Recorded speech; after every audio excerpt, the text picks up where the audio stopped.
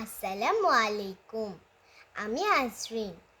আমি জাতীয় কবি কাজী নজরুল ইসলামের জন্মদিন উপলক্ষে একটি কবিতা আবৃত্তি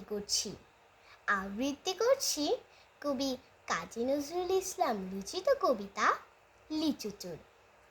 বাবুদের তাল পুকুরে, হাবুদের ডাল কুকুরে, সিকিবাস করলে তারা বলে থাম একটু দাঁড়া।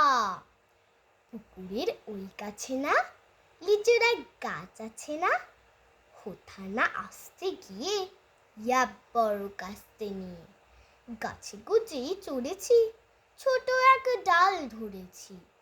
ও বাবা, মরাদ করে পড়েছি সরাত জোরে। পড়বি পর মালির ঘাড়ে, সে ছিল গাছের আড়ি।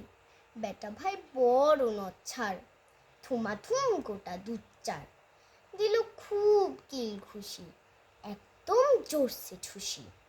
আমিও বাগিয়ে থাপড়, দেহাওয়া চাপিয়ে কাপড়, লাফিয়ে টিঙ্গু দেয়াল, দেখি এক ভিতরে শেয়াল।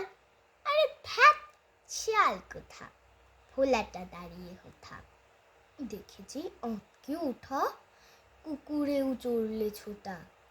আমি কই কম্ব কাবার, কুকুরেই করবে সাবার। পাঁচিলের ফোকল গুলে ঠকে গিয়ে বসতের ঘরে, যেন প্রাণ আসলো ধরে।